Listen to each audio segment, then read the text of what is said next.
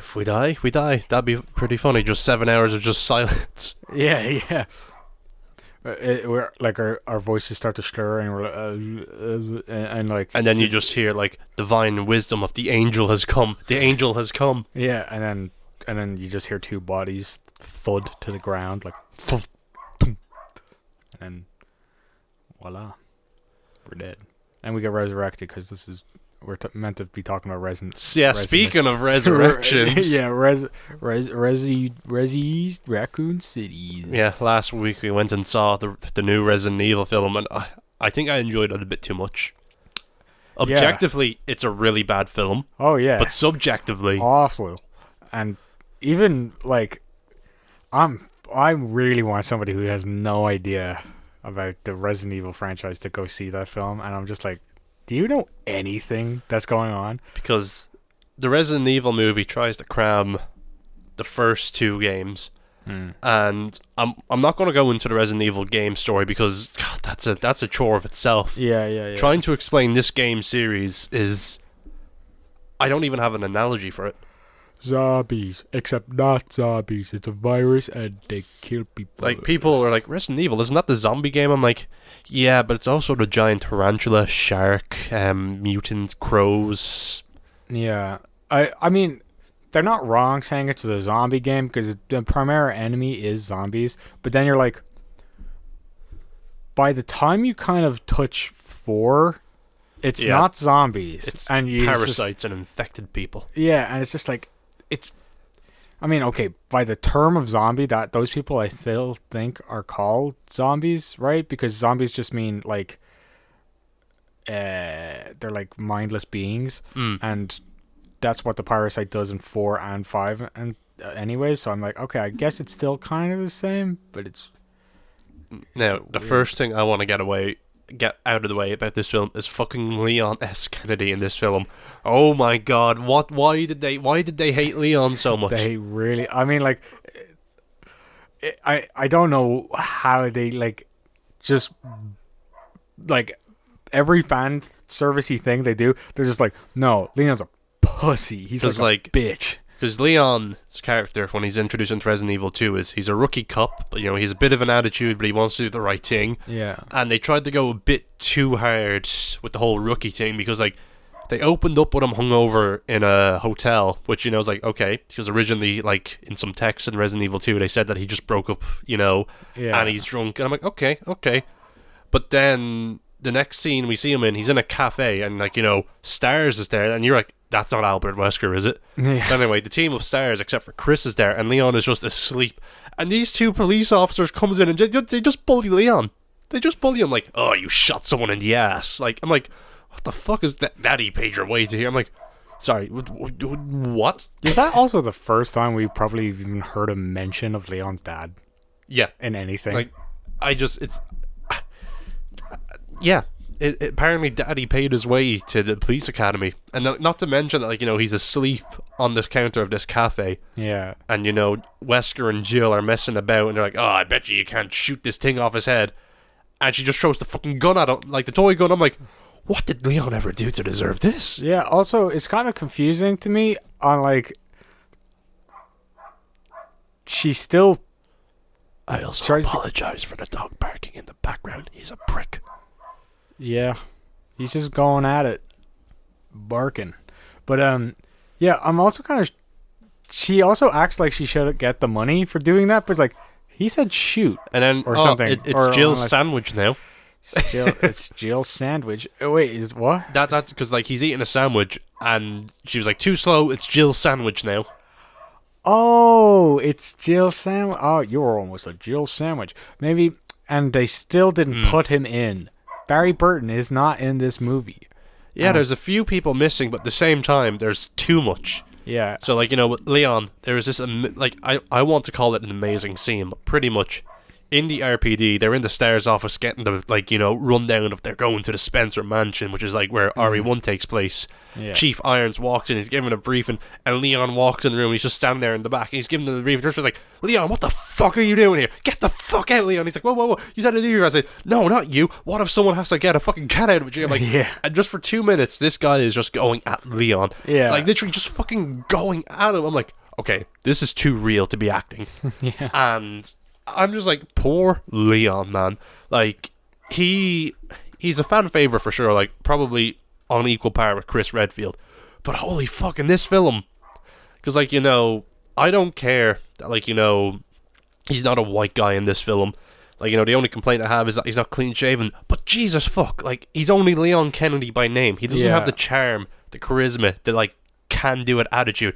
He's just a fucking coward in this film. Yeah. And, like, that weird scene, like, you know, this movie does something weird as well, is it doesn't know if it wants to be a zombie movie or not. Yeah, I mean, because this movie is split up into 2 sections, and it's like one in the city and one in the mansion. And the mansion is more or less a zombie thing, although I can't explain how fast this rushes through everything. Like, it goes at breakneck speed. All it really does is show you the iconic parts. Like, it shows you, like, the main hall of the Spencer Mansion, and that's the last of the iconic imagery of the mansion. Yeah. Or then there's, like, this epileptic warning of Chris blasting zombies. Oh, yeah. Which, by the way, is pretty tame if... like, I compared this when I... Like, if I was watching it at home, it wouldn't bother me. Yeah, but I was, like, fine. Okay... obviously, if you have epilepsy, then maybe that's a warning you should take very seriously. But compared to Squid Game has a flashing lights segment, and I'm pretty sure anyone who's watched Squid Game and does sees the flashing light segment, people who didn't have epilepsy at that point, you do now, because that is hard to watch. Like, the lights flashing on and off, and you're like, ow, and ow. On top of that epilepsy scene, so, like, he's shooting the gun and it's causing the muzzle flash. But then it gets weird because he takes out his tactical lighter and he goes first person. And every time he turned his lighter on, a zombie was moving. I'm like, what the fuck is going on? Yeah. So, like, you know, it only shows these locations iconic moments. Like, you know, in one of the most just obscure scenes in the entire film is, like, this movie takes surprisingly a lot of imagery from the Resident Evil 2 remake. Like, it shows the truck driver, except the story changed and Claire's with him. But, like, you know, down to the burger, crashing into the zombie and whatnot. But, like, Leon is sitting at the reception and you see the wide shot of the RPD and, like, you know, you see the angel statue. I'm like, that's cool. And Leon's asleep at the reception. The fucking trucker zombie comes crashing in, just gets out of the truck and just walks casually on fire into with the music RPD. blasting, and it's like, what the fuck is this scene? It's so weird. I think, there's like multiple times where this, like, it's weirdly cut with like music blaring, and it's like, wow, it's just like, you made like most of this Resident Evil shit like scary.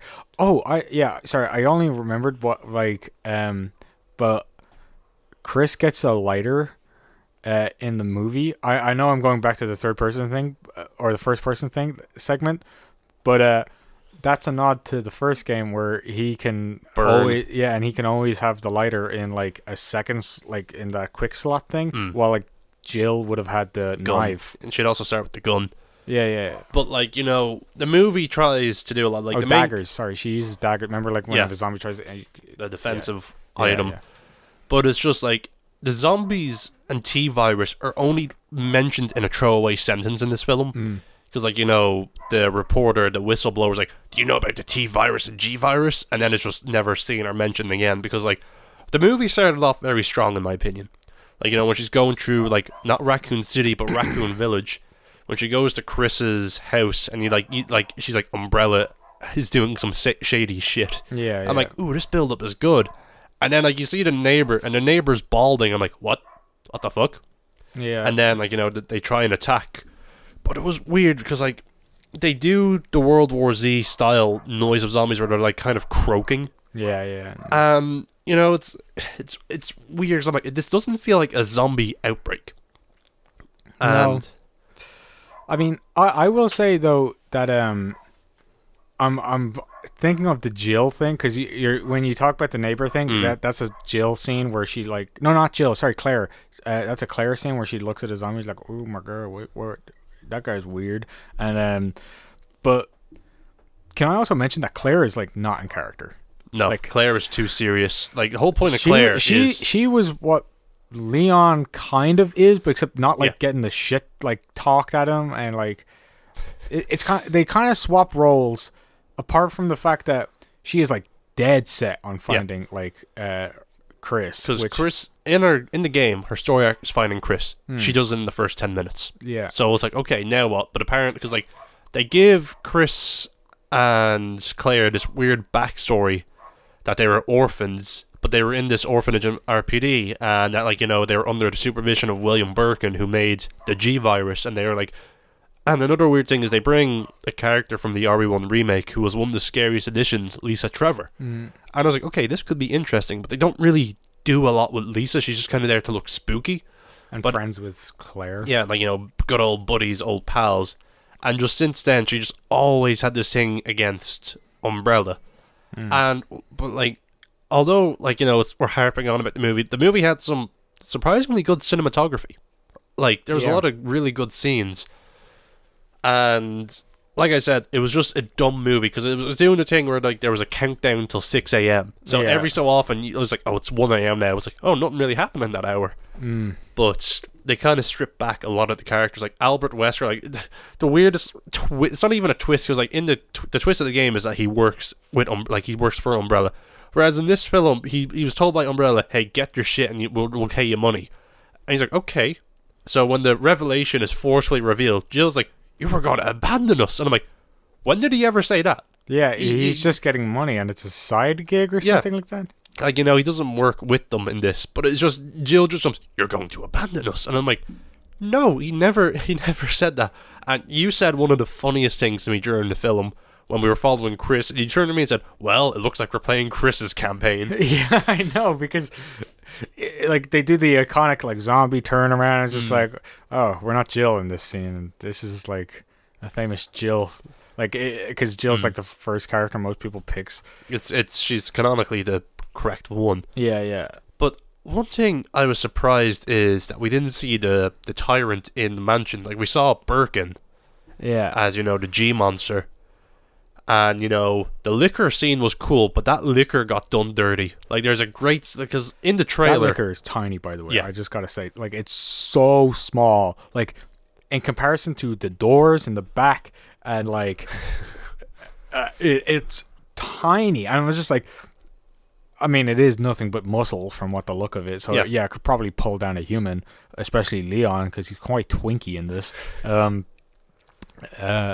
If it was Chris, though, he'd probably be like, well, video game Chris. I mean, this Chris... Which version? Yeah, this Chris is more like RE1. It is RE1 Chris, because he's not as buff. He's just more normal, bicep-wise, but, like, yeah, if this was video game, like, 5 Chris, oh, that liquor is dead. But how the trailer makes it out to be is, like, you know, this liquor appears in the RPD. Like, that's one of the most famous scenes in... the original Resident Evil 2, where you see the liquor climbing on the roof.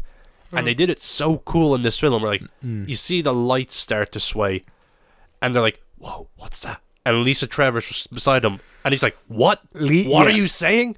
Don't be loud. Hey guys, this person over here is telling me not to be loud. I hate the fact that Lisa Trevor is in that scene, because she's just like, oh, I'm a spooky.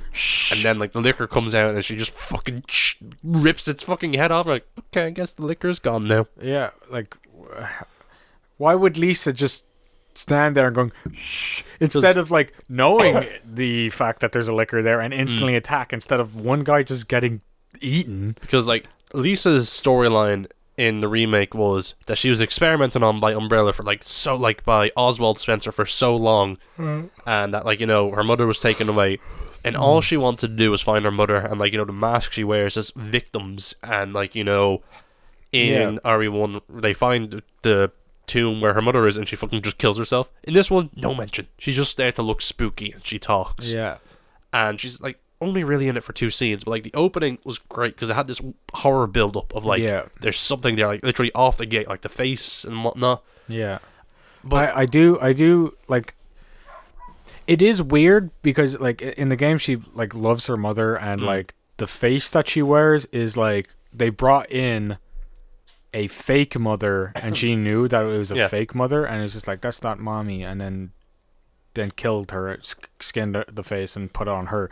And then but in this movie, what's the story there? I mean, she's just friends with Claire, and they don't really describe anything about her of just being. I presume your mind is meant to say, oh, she's just a test subject. Because we're acquainted with the series, like, you know, we got a bit more enjoyment of it. But like, you know, that lab at the end was supposed to be the nest. Yeah. And in RE2, mate, the nest is this huge underground lab, and it's so fucking cool. Whereas in this one, it's just a little bunker. Yeah, I mean, as all Resident Evil things, like, I'm not gonna shoot you, kid. I wasn't gonna shoot you. Yeah. Oh my god, that Wesker scene is now one of my favorite Wesker. It's almost up there with throwing sunglasses at like fucking Chris, and then he catches it, which I'm surprised they didn't have in this. But the father shoots up, bang, kills him, and then like the mom, bang. I was like, okay, nice headshot. Because in RE2, make for context, like, you know, the scientist Annette and William Birkin make the G virus, which is just another alternative, and they have their daughter Sherry. Yeah. In this one, William's the only one who's a scientist, and they're like, oh my god. And, you know, Wesker's goal was to retrieve the G virus, even though that was originally Hunk and, you know, Bravo team's goal. But anyway, so he's like, give me the virus. Like, this is my life's work. Give me the virus. I'm gonna shoot you. And he shoots him, and then they get shot back. And then, like, you know, no, he cracks Annette between the eyes first. Yeah. And then shoots William, and then he gets shot. And, of course, Jill comes in to save the day. And he just looks at Sherry and goes, I wasn't gonna shoot you, kid. Even though I've proven otherwise by shooting both your parents in front of you. This Wesker is insane in comparison to the calm, cold-hearted like Wesker who's just calculating in the first game. So different. Not to mention he's not British, so he's not really evil. Yeah, true. Yeah. But what a bummer. I will say though, like, William's first form before he turned into the PlayStation 3 model looked really cool. Yeah. Like, you know, I don't know if it was practical or not. Although it was weird he was wearing a t-shirt, not a lab coat, but just the eyes forming out in the big claw was cool. Except he was throwing playground insults at Chris, which I thought was funny. Yeah. But, you know, there's a lot, like, so much happens in this film, but also nothing really. Yeah. Like, of course it ends on the train, and just out of nowhere, Leon has a fucking rocket launcher. Give him the rocket. I'm surprised he didn't blow everyone else up. Yeah, it's the thing that, like, it doesn't also... Well, also, I should say that iconic villains-wise in the RE franchise is, like, there's a fuck ton. I mean, I think the first 3 villains are, like, iconic. The Tyrant, I would kind of say Wesker from the first game is, like... And then, yeah, Mr. X, and then... the funny thing is about Mr. X in the original RE2 is you can completely miss him, and like he wasn't really a big deal until the remake. Yeah. So I'd say like from RE2 it'd probably be the Licker or Birkin. Sorry, I swallowed a bit of my skin. But and then like of course Nemesis, which they can't do now. No, yeah, because they just killed Raccoon City, and they're like, unless they merge 4 and 5, which is hilarious to me. Oh no, 3 and 4, which is hilarious to me because one's specifically in Raccoon City, and it's shocking how. Actually, did you know Resident Evil 3 was originally meant to be Revelations? Yes. Yeah. No, it wasn't Revelations. Resident Evil 3 was supposed to be Code Veronica. Oh, Code Veronica, yeah. And then they're like, no, it was PlayStation, wasn't it? PlayStation was just like, because they did show the Ashford twins in the movie on a wheel, which they play a bigger role in Code Veronica. The movie again, we got funny enjoyment from it because there was some just stupid humor. Like when Chief Irons is like in the game, like they completely just Chief Irons isn't the same character because in the game he's psychotic and he kills the mayor's daughter and he's just holding Sherry hostage. But in this one, as soon as everything's going to shit, he just packs up and Leon's like, "Sir, where are you going?" It's like, "I'm leaving. You're in charge." "But sir, you got a promotion on your first day, kid. Go at him. And of course, when he comes back to the station and whatnot. But like, as someone who's just casually seeing this film, you're probably like, "What the fuck is going on?" You might enjoy it, you might not. Also, on everyone's mind who probably watched that film, it's like, why is the RPD, what's it called? The RPD, Yeah. Why is the RPD so understaffed? Yeah. Like, why is it just one task force? Well, actually, there's four. Special Tactics and Rescue Squad, which is stars, which is Chris, Wesker, Barry Burton, Brad, Jill, and some other people. This, no Barry Burton. No Barry. Barry! So it was like 4 people. Yeah. I mean, there was 2 other task force. No, just one in this movie. It was just Leon. No, yeah, well, there was just Leon, but remember the other task force that went to the mansion? Yeah. That they went to investigate? Yeah. So there's 2 task force, probably consisting of another 5 people. So that's 10 people, and then just Leon, meaning, and the chief, who's 12 people in this ginormous complex that is the police department that was a Art museum. Art museum. Nobody was just like, wow, no wonder there's like no crime. I mean, there's fuck tons of crime in this city. I mean, also the fact that people are getting infected and like people are. And there was that scene where Leon and Claire were trying to bond, but again, it was just another roast of Leon. We're like, "What do you mean you don't know how to use a shotgun? You wanted to be a police officer?" He's like, "Yeah, I did." Yeah. He's like, "You better." Like, I love that she gave him the vest. Like, "You need this." I'm like, "I believe you." I feel like they probably like, because in the game they kind of have like a chemistry going on that like will they won't they kind of thing. No. Leon's dong is reserved for Ada Wong. I know that, but like before Ada Wong even appears in the game, they're quite chatty with each other, and it's just like, huh? But then Ada Wong comes in, and then he's like, "Whoa, you're the one that I want." Yeah. Oh baby, you. Yeah, but then she does not reciprocate any of those feelings because she's a spy. Yeah, because she's a spy, and you never know what her feelings are. Because and yes, she is in the film for 4 seconds at the end. I will say, she shows up. I mean, actually, in the games, Ada Wong, so inconsistent. Like, is she a good guy or is she a bad? Like, she's an anti-hero. She's meant to be like the Catwoman to like, I guess Leon, but like, it is insane to me how like back and forth her character is, on like, you can never really tell is she a good person or not. Also, what was in the original game? What was Barry's purpose again? Because he had family. I think he's being blackmailed by Wesker. Yeah.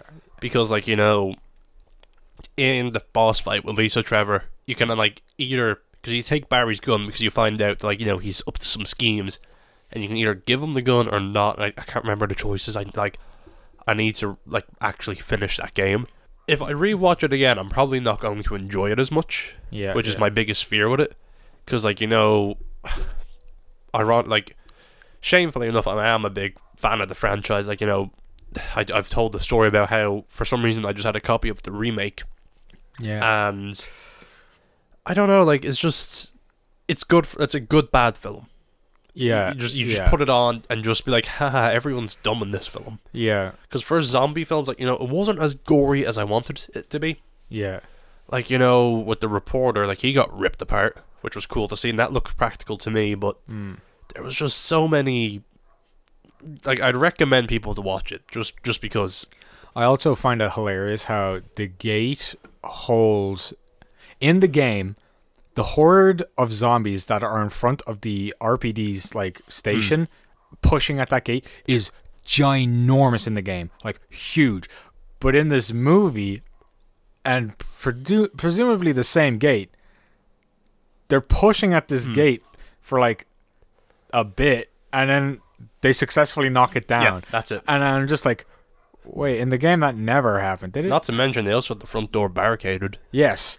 And they also just went, no, no, that's stupid. And yeah, I will also say though, Claire is like so annoying to listen to because she's like Conspiracy theorist. Well, not that, but like also she's written like the girl from the original Resident Evil.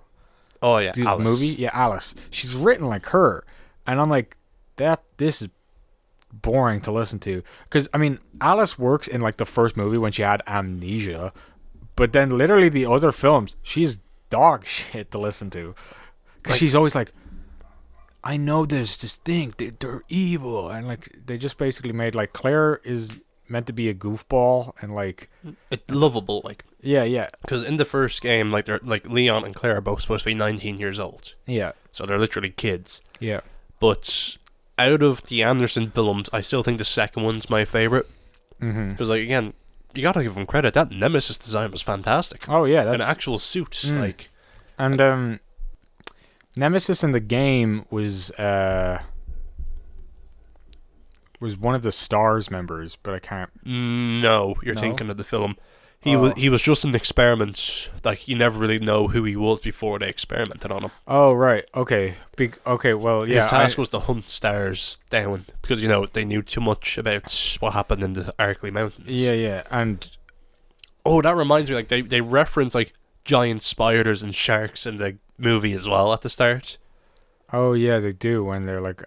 They're going to the do you see the other team go to the mansion, right? And they're saying, "God beware." There's, yeah. That movie is dog awful. I won't say dog shit, but dog awful. It has some enjoyment, like it's a real member berries film. Remember this part in the video game, but we won't remember. We won't let you remember Tyrant. We won't let you remember Mr. X. We won't let you remember. Because they had the dogs, they had the crows, which were there for 2 seconds. Yeah.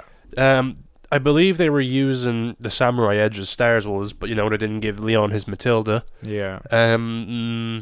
Claire didn't have a grenade launcher. No, I mean I think all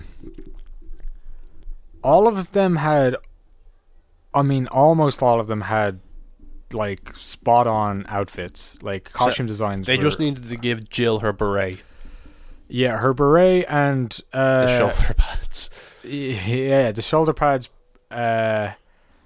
Because what they exchanged it for was ripped shirt. What's it called? Ripped. Just a vest and just a tactical vest. Yeah.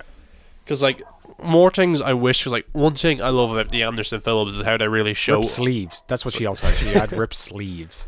That they really showed how Umbrella is a threat. Whereas this one they were really building up to it, but then they just said there's something in the water. Like all crazies, yeah. Like how the infection spreads is literally just in throwaway lines. Yeah. And again, you only really see zombies in the mansion when there isn't really supposed to be hordes of zombies. Yeah. And then in Raccoon City, you see about 5 of them in front of the police station. Yeah. Yeah, only... I mean, that town...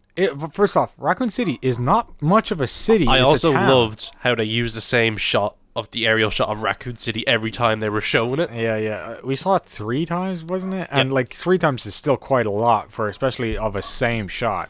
You tend to notice it. And two of those shots are very close together. Yeah. I was just like, why do that twice? It's so weird. Because it is cool to see, the Spencer Mansion, the design of it, the front of it was taken from the game, and the front of the RPD was taken from the game, but, the interiors, not really. Yeah, but if you're expecting to see dogs chase them into that mansion, don't expect that. That never happens. Also, the crow thing was cool. It's just like when the crow croaks or something in the game.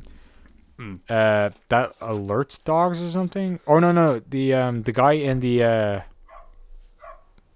I actually can't remember how the game starts. It's something to do with Resident Evil 1. Yeah, Resident Evil 1. Yeah, no, it starts off of them flying, saying Bravo team hasn't responded, and they land, Yeah, and and they see the dogs eating the other team. Oh yeah, And they then see the dogs, yeah. Brad takes off, and then they run to the mansion, and then they're trapped in the mansion.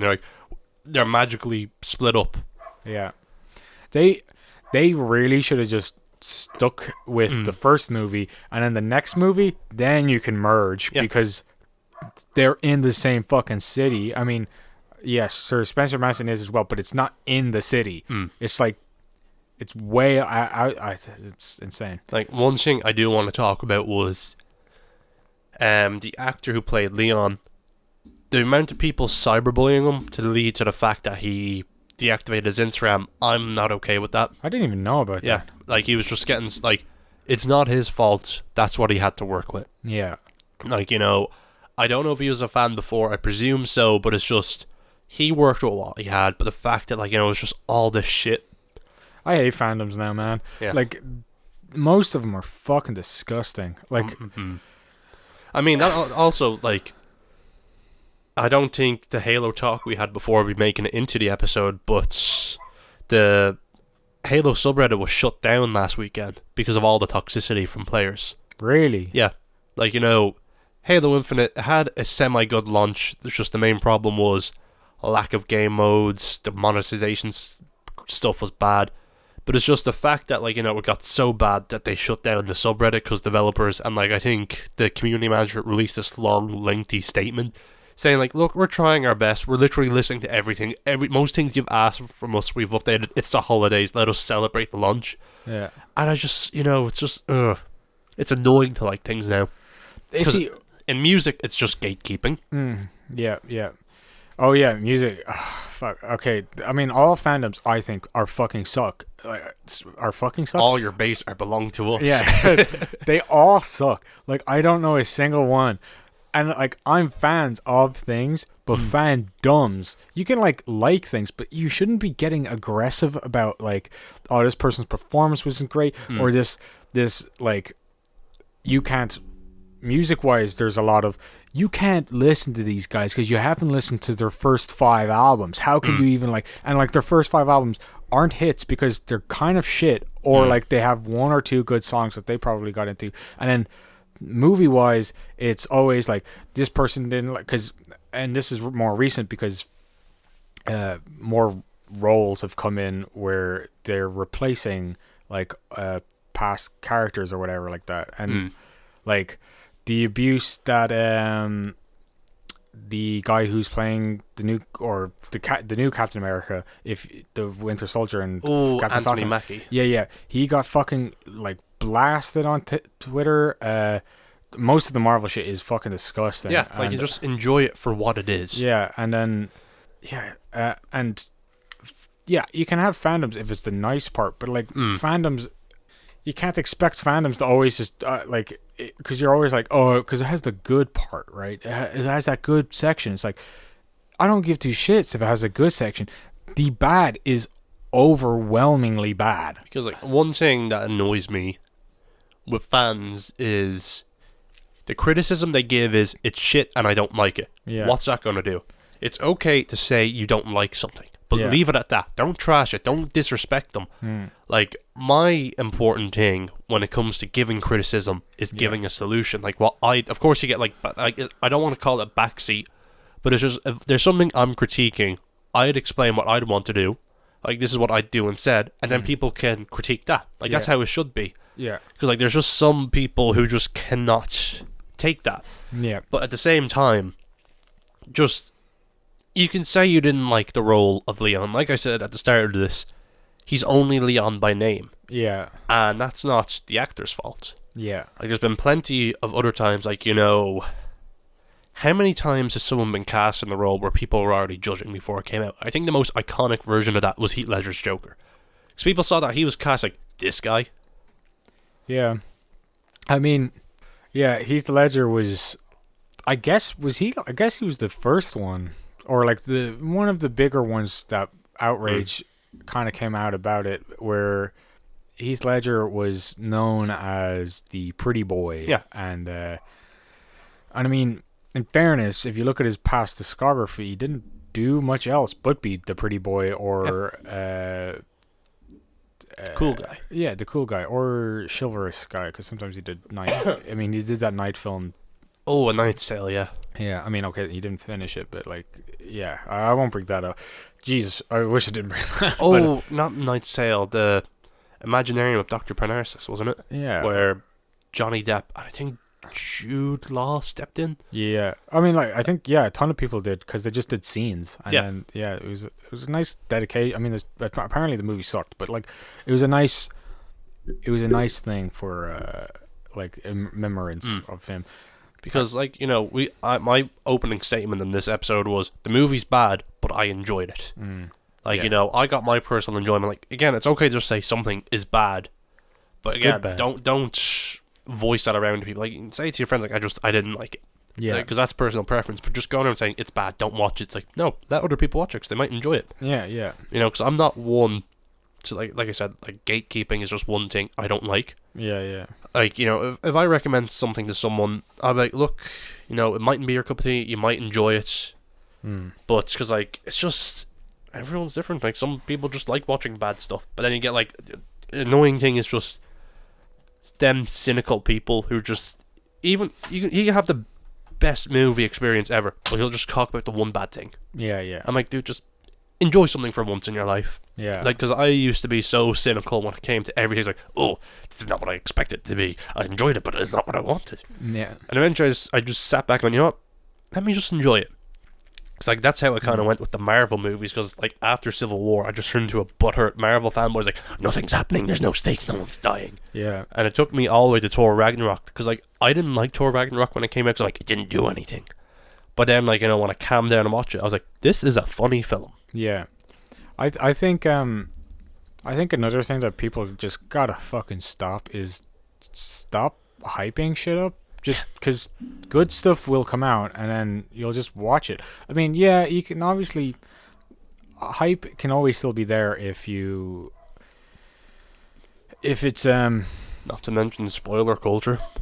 fuck, I hate spoiler culture. Because Tom Holland actually came out and said that the original marketing that would have been for No Way Home is, of course, they wouldn't have mentioned any of the villains, you know, because how it all started was Alfred Molina just said, yeah, I'm playing Doc Ock again, and that's how, you know, everyone's like, I see. But if that never happened, the marketing for the film would have been Doctor Strange versus Peter Parker.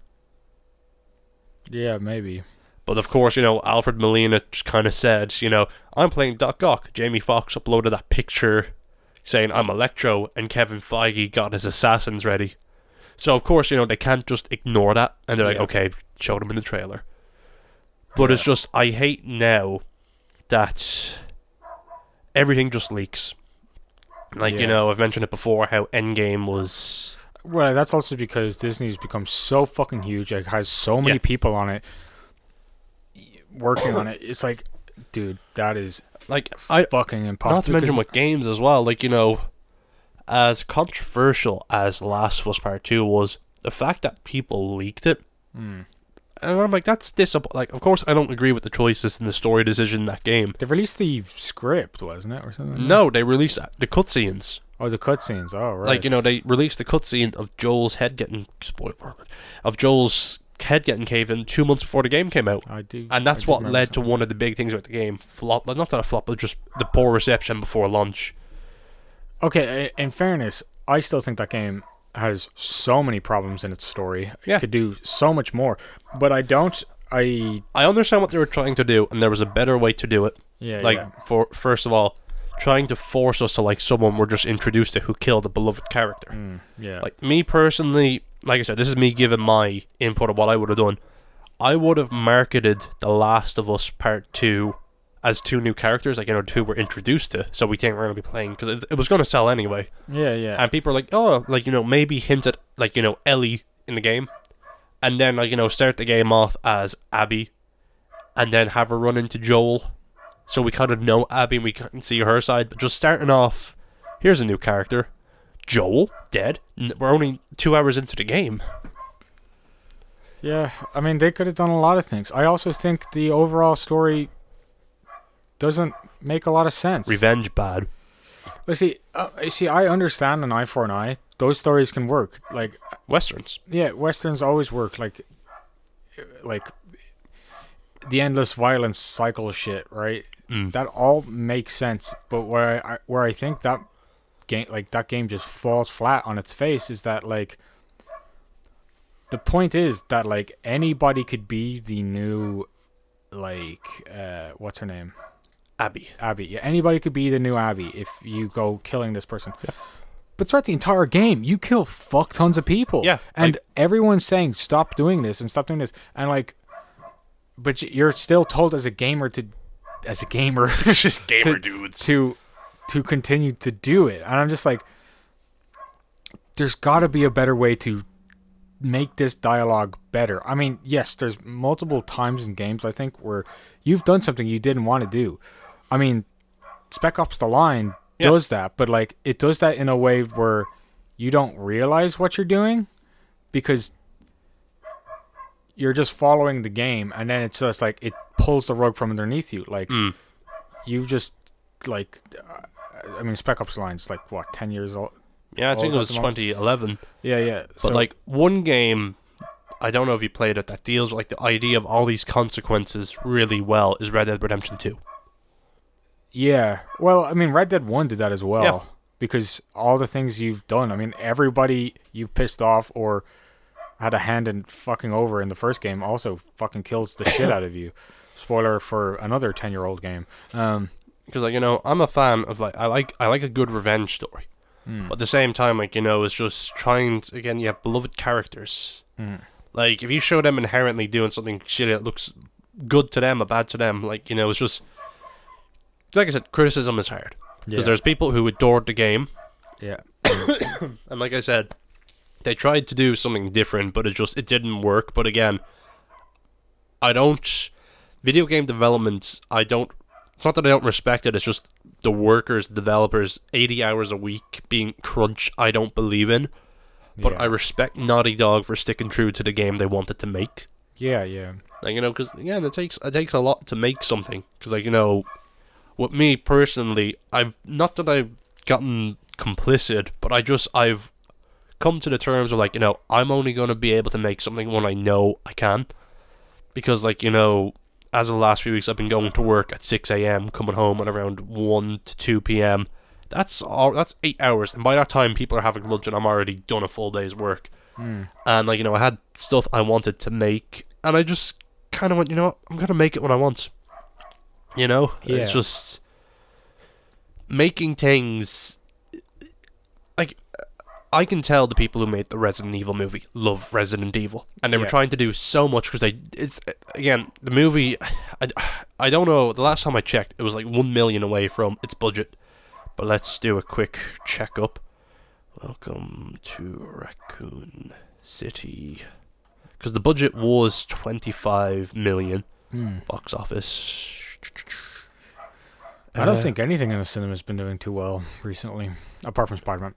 Well, I mean, that already made 60 million in pre-sale. Yeah, but I mean, that's It's Spider-Man. made 31 million, so it barely broke even, which means we're not getting another one of them. No. So I think the director kind of knew it was his one and only chance, so he tried to do as much as possible. But that being said, I do hope we get another Mortal Kombat movie, because I actually really enjoyed the Mortal Kombat movie. I haven't watched it. I need to watch it. No, like, genuinely, it kind of has some of the similar things where some of the characters aren't the same, but I thoroughly enjoyed it. Yeah. Like, it was just a fun, dumb movie to watch. Dumb, fun, and full of... But, yeah. of course, the Sonic 2 trailer. I know. I was very happy to see that. Yeah, I'm so glad they decided the first movie was safe. This one, we're gonna go balls to the wall, literally. Yeah, like seeing him run through levels, snowboarding. Like, you know, when Knuckles was introduced and he just fucking stopped Sonic, I'm like, that is cool. Yeah. And I wasn't expecting to see Jim Carrey back. I don't know why, but really? I wasn't expecting them to come back. I mean, what else is he doing? That's true. But, like, I did enjoy the first Sonic movie for what it was. I am so glad. I think that was, like, the last movie I saw before the world shut down. Yeah. But I was just glad. I was like, that's Sonic the Hedgehog. Yeah. And like, even though Jim Carrey was very eccentric, I enjoyed him as Robotnik. Yeah. Like seeing him like make his like hoverpod and his ships. I'm like, that's a Sonic final fight. I mean, I love that trailer for the fact that it showed a ginormous nod to Sonic Adventure where he's on the like Snowboard. No. Well, Oh. I mean that there is that part in.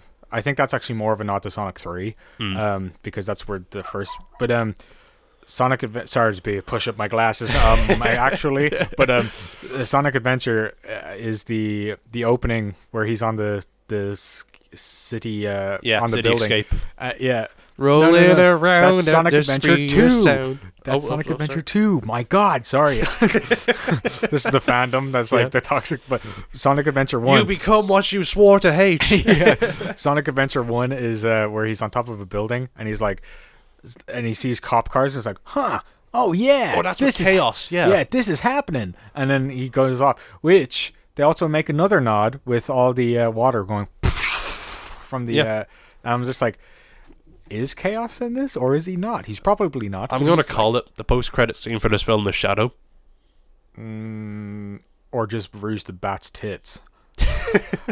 Yeah, just high definition jiggly wigglies. That would be awesome. Or maybe Amy. Probably Amy, to be honest. Amy Rose is. But like, you know, and seeing the Master Emerald as well.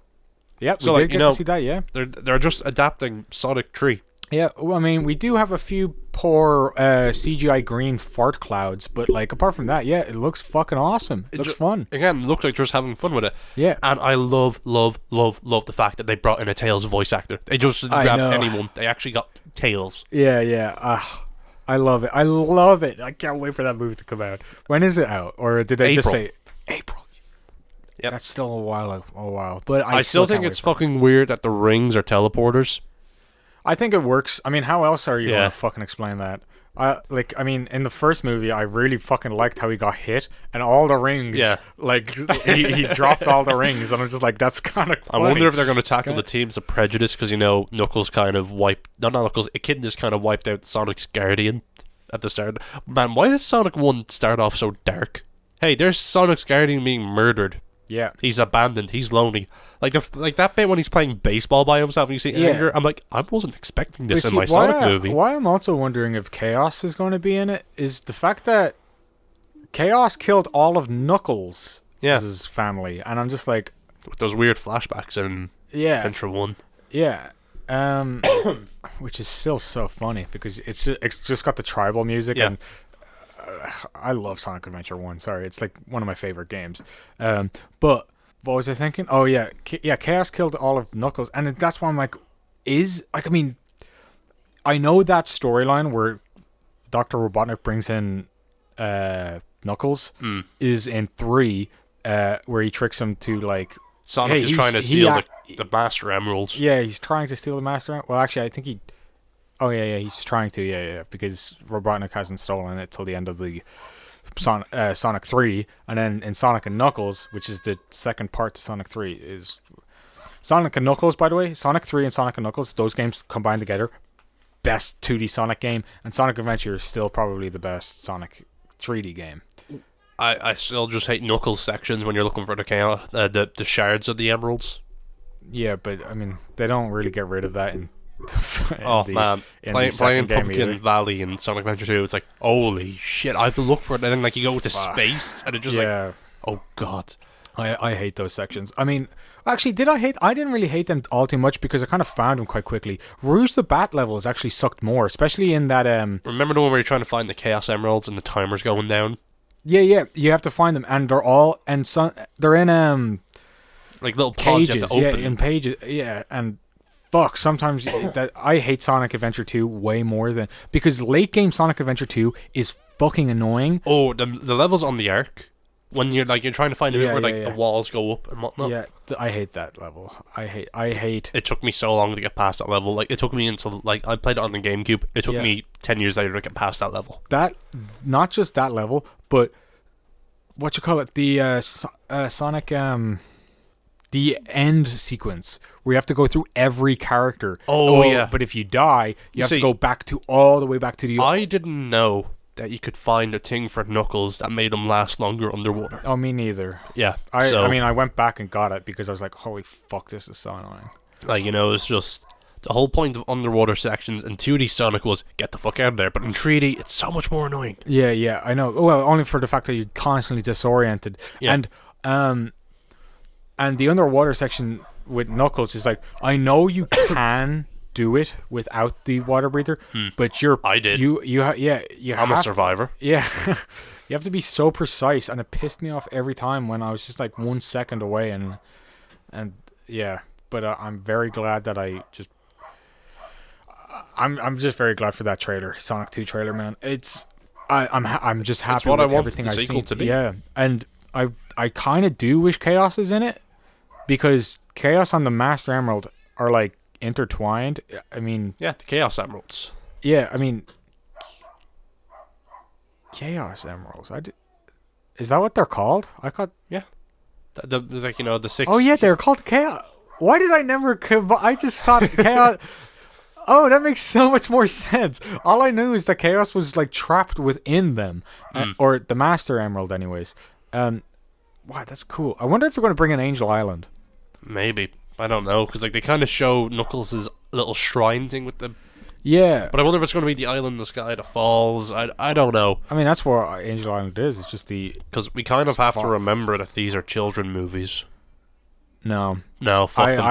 I'll treat them as male. I mean, I don't give two shits. I hate that argument. It's a child's movie. It's like, child's movies can be fucking good as well.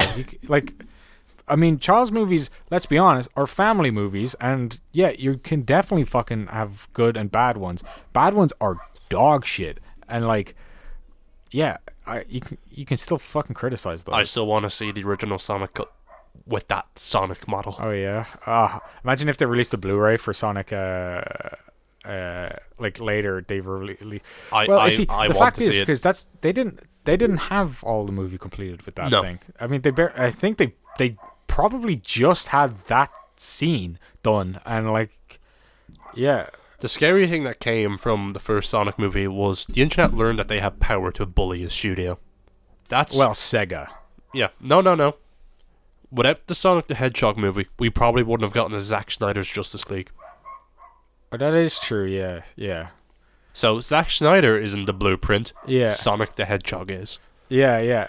I mean, yes, true. Sonic the Hedgehog is. I mean, he's blue. I will say though, Sega has always been a person to kind of be like, fine, there you are. Like, I mean, I know that's a weird like thing, but like, they kind of are. I mean, like that time when they started taking fan games down, and everyone's like, that's fucking dog shit. Fuck you, Sega. And then they're like, oh, sorry. And then they let them do whatever the fuck they want. Now, Nintendo, on the other hand, they're like, hey, look at, like, it's like, that fan game was awesome. No. It's like, that's fucking dog shit, Nintendo. And Nintendo is like, yeah, I don't care. See you in court, kid. Yeah, see you in court. Suing the individual. Like, I think one of the most famous court ones was the Metroid game. Oh yeah, because the guy's like, he's getting fined on top of fines. Yeah, what is it called? Another Samus 2 remake? Probably. I don't know too much about it. I think because it's another Samus AS. Yeah, I'm gonna say it's another Samus 2 remake or whatever, because he remade that like in game from scratch, like up, and apparently it's really good. I mean, it has a few things I think are like weird in it. Like, he added bosses that are like, what the fuck? Where are these in the... And on topic, with another video game movie that I think worked was the Silent Hill movie. The first one, anyway. Oh yeah, I liked a bit of that. I think I liked how what's his name never died in it. Sean Bean. Sean Bean never died. Never died. Did you know that there's a Far Cry movie? A Far Cry movie? Like the fan movie? No, there is a Far Cry movie. No? Yeah, but it's not Far Cry at all, because it's based on super soldiers. Oh, so it's more like a Crisis movie. Yeah, but it's still, it's weird. Like, I'm just trying to think of all the video game stuff and things. Oh, Doom 2003. That's awesome. I love the 2D, or sorry, not 2D, The first first person person. scene. Yeah, They I made a Dead Rising movie. Exactly, no Dead one's heard of it. Rising? Yeah, and there's one of my favorite video game movies, Mortal Kombat. Yeah. Mortal Kombat. Yeah, I love that. I love that song. That's like the best thing. That the first Lara Croft movie is kind of fun. The Tomb Raider movie. Is this the Angelina one or The Angelina, yeah, not the new one. The new one's just bland and whatever. We're getting Uncharted with I already don't care. Me It neither. doesn't look. Tom Holland was a really bad Nathan Drake casting. yeah. Like Mark Wahlberg I looks think more he's like. he's an okay, like really young, like But like you agree that Mark Wahlberg looks more like Nathan Drake than yeah. I But would the say thing that, is, like, we already got our Uncharted movie with Nathan Fillion a few years ago. oh, the fan one, yeah. I like that one as well. Other video game movies. Because you always hear about trying to break the video game movie curse. Yeah. Oops. I still think that's like not really a curse because there's still movies I fucking enjoy, like the Mortal Kombat one, the first Resident Evil one. Because that reminds me, the worst part about the new Mortal Kombat movie was because of studios. Like, the whole new Cole character. Oh, the Sonic one. Sorry. Yeah. Yeah, the Cole character. He was the studio said he has to be in the film, and I'm like, okay. So now I know that the one studio thing that was brought into the film, which is the weakest part about the film, gives me hope for the rest. There was another stupid thing, like, I won't spoil it because we'll probably watch the movie. Yeah. But, it's just, I don't know, like I showed you the Halo teaser for the show that was announced almost a decade ago. Yeah. Like, it was announced alongside the Xbox One. Yeah.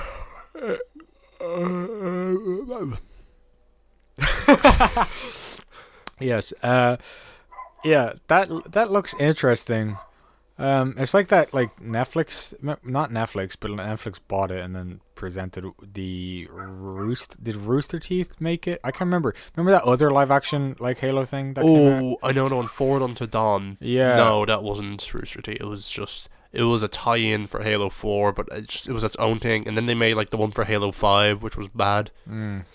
I didn't watch the Halo 5 one, but I did watch, because I mean, I think what they were trying to do with that is they were trying to do what the Halo 3 thing was. The trailers, yeah. But those were great because, like, originally Neil Blomkamp was going to make a Halo movie, but it got shelved. But he directed the live action things, like the one with the ODSTs, fighting and whatnot, and, like, the Believe stuff. Yeah. But I don't know, like, making something Halo, like, with me, I would love a Halo movie where it's not about the wars, it's not about the Chief, it's about the shady fucking shit that made the Spartans and what they were originally made for. Yeah. What is it? Amanda Haller or Collar? What the fuck's her name? Amanda Waller from the Suicide Squad. No. Catherine Halsey. What the fuck did I think Amanda was? Yeah, Catherine Halsey. Yeah, because, like, for context, like, Master Chief was an iconic video game character. Master But- Chief. But to Nice. put him down on paper, he is a born and bred sociopath, augmented to be at peak human physical strength, given power armor that boosts that strength by 200%. Yeah. Yeah, or you could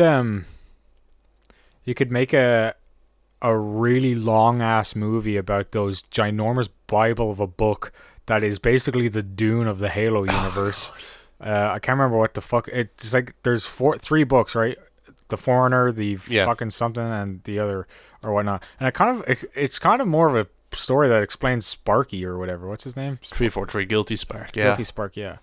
Halo's weird, but I don't know. Like the show, I'd wanted to tackle more psychological elements because, like, Yeah. they kind of hint at it, like, yeah, these guys are psychopaths. They pretty much are. Wait, sorry.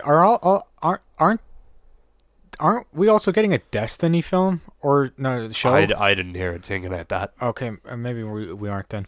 But like I did hear something that like Destiny was also getting something, and I was like, two Bungie things happening already. I mean, okay, Bungie don't own Halo anymore, but yet they're doing a Halo event in Destiny, aren't they? Well, they're doing a Bungie event. It's the 30th anniversary, and yeah, you get like Halo weapons in it, which is cool. You get the plasma rifle. You got the sword, the half sword. Yeah, half sword. You get an iconic looking pistol, but it's not the exact same. It's not. Although when you aim, it's like it goes into a scope mode. It's like, oh, that's a cool thing. I'm trying to think, because I know that there's a lot more video game intellectual properties turning into films coming out, but I can't remember. They probably announced. I mean, they're probably doing it because how big Sonic was. They're like, and Sonic. Borderlands. Oh yeah, like they tease that. They keep saying this film is nothing like you've ever seen before. Yep, I'm like, Mario as well. He's getting something. Mario. when are we getting a Rayman film? Like, it's just, is this going to be the next thing? Like, they go, we're bored with superheroes, bring in the video game characters. That's what they're trying to push, anyways. That's what Kevin Feige was moved. Kevin Feige his was the attention. blueprint. He moved his attention from comic books to video games because he knew that comic books are, well, after Infinity War, have really lost in push. And I think Paramount, no, not Paramount. Who's the guys who own DC again? Warner Brothers. Warner Brothers know that as well. Didn't Warner Brothers? Who's making Borderlands again? Good question. I think it's Warner Brothers, or it's Legendary. It's probably Legendary. Quick look up time. Look up time. Distributed. Bro. The Border. Of the Phoenix movie. Lionsgate. Lionsgate. Okay. Well, I knew it was one of those films. Yeah. I know a lot of the producers on that worked on the Marvel shit. So yeah, I think they're all trying to push for the video game. I completely forgot that Detective Pikachu existed. Yeah, that's another good movie, I guess. They made 2 Hitman movies. Remember the original? Both shit. They made a Postal movie. Yeah, I do remember that. I don't think that was good though. The Assassin's Creed movie, God, that was sucked dick. The Super Mario Brothers movie. That rocks. That unironically rocks as a film, but like it's not a good adaptation. but I don't know. I felt like that they were making more shows than anything. Sega were like showing off that they might be doing the Segaverse with they might be they're building up to the Smashverse. No, they might be making the a Golden Axe movie. They might be making what else? When's the Minecraft movie coming out? Never. I hope fucking never. The Metal Gear Solid movie.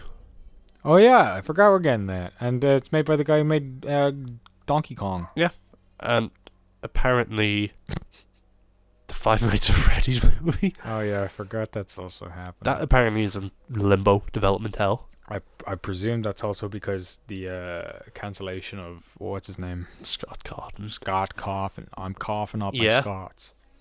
Apparently, according to Games Radar, there's a Call of Duty movie. Who cares about that? What storyline are they doing? That's not like a very interesting story. None of those were. The rest of the website isn't loading, so it does. When's the Fortnite movie? Man, imagine if Fortnite just goes, we're going to take all these IP, make a Smash game, a limited time game. Like, oh god, that would be... They can't. They paid so much money for just those quick events anyways. They can't. They have the money. You know they do. They do, but they're not spending. But now every person's trying to make a Smash game. Yeah. I mean, Fortnite is more not really a Smash game, more so it's because Smash is a big love letter to games. Fortnite, not just to games, just to Nintendo. Well, no, it's games in general because they got Square Enix in there, Ryu Hayabusa, Microsoft shenanigans. Microsoft, yeah, and Doom Guy technically is in there as a Mii character, but still cool that he's there. Yeah. him and Isabel are together at last. Yeah. And now kind of similar height as well. Yeah. But yeah. Fortnite is more like movie references more so than game I'm references. standing now. I'm trying to think. I'm just trying to have a look around my room at what other shit. Some of my games. Halo. There was always rumors about Portal shit. Oh yeah. That reminds me Half-Life as well, that like technically. Henry Cavill keeps saying, "Yeah, I'd play this character in this video game movie." Yeah. Red Dead Redemption, sure. Mass Effect, definitely.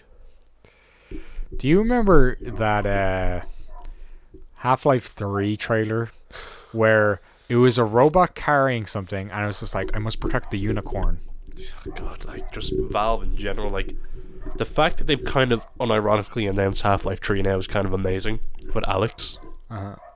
I still need to play Alex. That's like...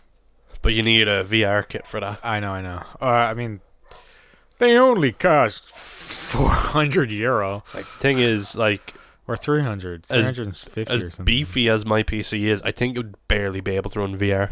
I tested mine, so it can, but like I don't. If you like to see polygons all over the place. Yeah, I mean, I know the Oculus also has its own processing system, so The it thing that also helps pisses out. me off about the Oculus is the fact that you need to have a Facebook account. And if your Facebook account gets banned, bye-bye games. Oh, really? Yeah. No way. That's Wait, so if you buy games on it, that goes onto your Facebook account? Yeah. I need to make a new Facebook account then. If yeah, I but ever like get the thing one. is, like, you know, there's some people, of course, who swore to never join Facebook. And if you want to play Resident Evil 4 remake, gotta log into Facebook. So like, if you post that edgy meme and you get your Facebook account banned, well, then you have a brick headset.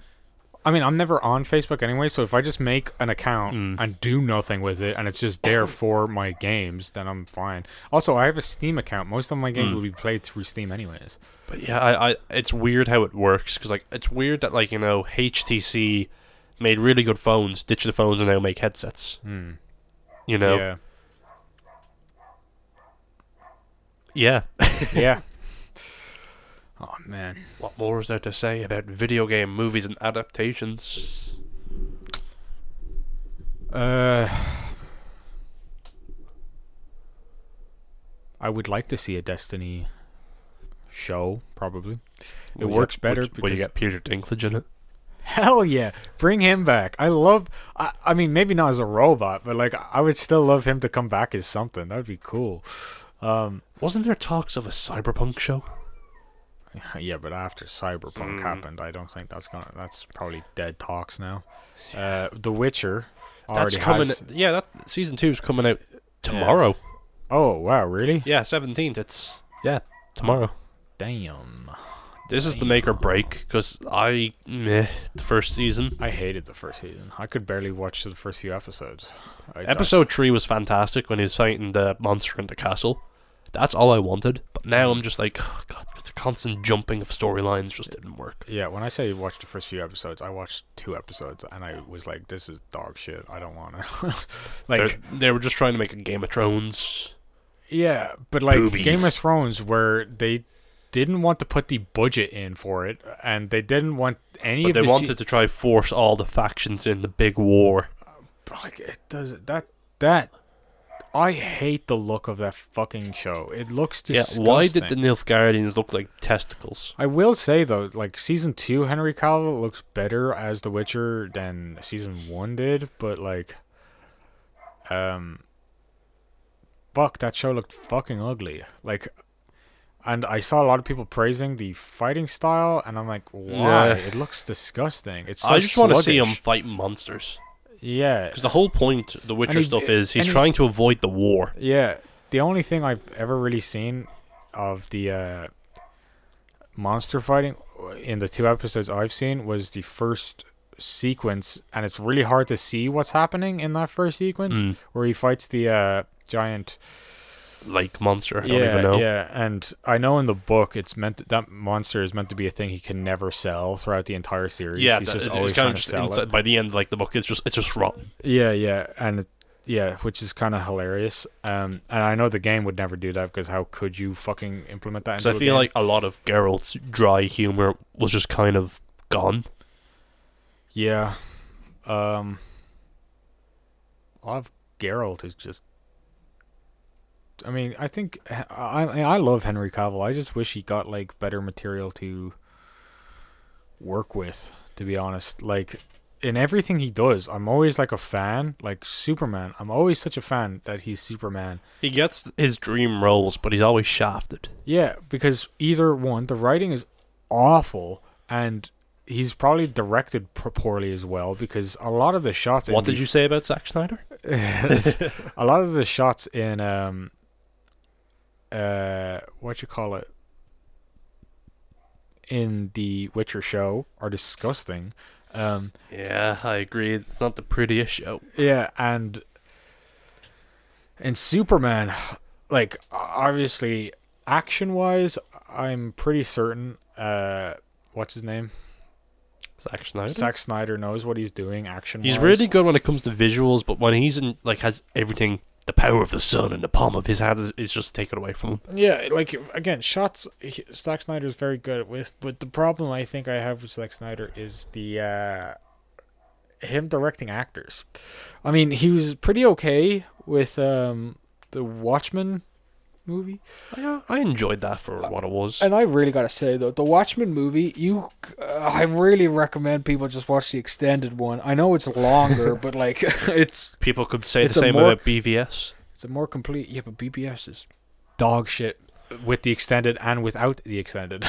Yeah. So it's not worth it. Batman kills, deal with it. Zack Snyder's The Blueprint. Yeah, well, Watchmen is like, yeah, it's good in its theatrical release, but then if you really watch the extended version, there's so much shit in there. You know, you're kind of like, this is insane how well he's kind of kept the heart of the comic, and it's like this is good watch.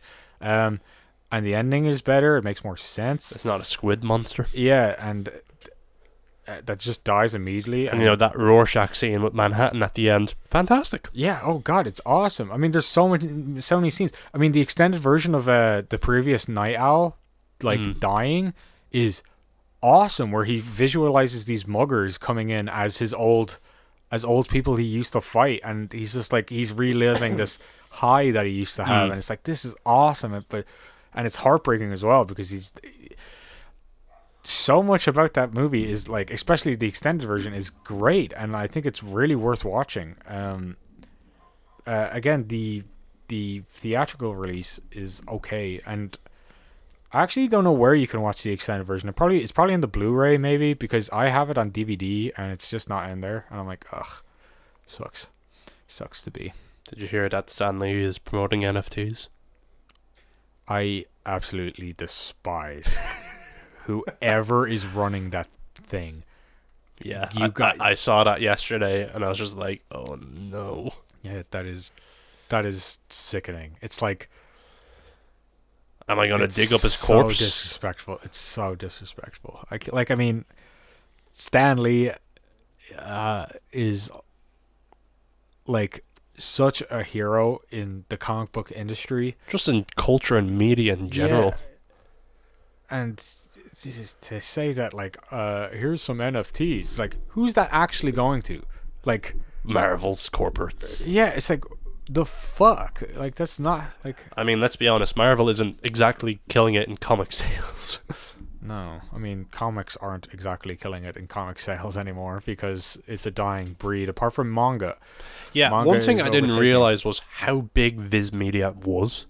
The manga? The company that produces all, like, English versions. Oh, yeah. Like, whenever I see them, I just see Viz, I'm like, holy shit, they're an empire. They kind of have a monopoly. Yeah, I know. They said, hey, let's take these books. I know. And convert them to English. Yeah, I mean... Oh, that reminds me, did you hear the whole controversy with Toei? With that YouTuber? Oh, where they fucking copyright strike 150 videos. It's like... Yeah, and, like, the thing that annoyed me the most about that was 6 of the videos were him drawing. Yeah. Like, because I know in Japan, like, copyright laws don't exist. It's like, hey, that's ours. You gotta pay up, buddy. Instead of fair use, which is kind of a shame, because, like, you know, that's 150 videos where, like, all that money's just going to them. Yeah. And fair use, you know, it's a fickle thing, but, you know, because one of the complaints he had in his video was saying that, like, hey, YouTube has features like to block video showing in certain countries, but you can only do it if you're part of a multi-channel network, which a lot of people don't want to do because they get big cuts of pay taken out. Yeah. So he's like, hey, if I just block Japan, problem solved. Yeah. But that'd be a tough one, because he was saying, like, I grew up watching these stories, they made me into the person I am, just for them to come at me, you know? And with the fact that the new Dragon Ball movie's coming out, it's like... The worst part was, he had a sponsorship with Toei a couple of months beforehand to promote something Dragon Ball related, and months later.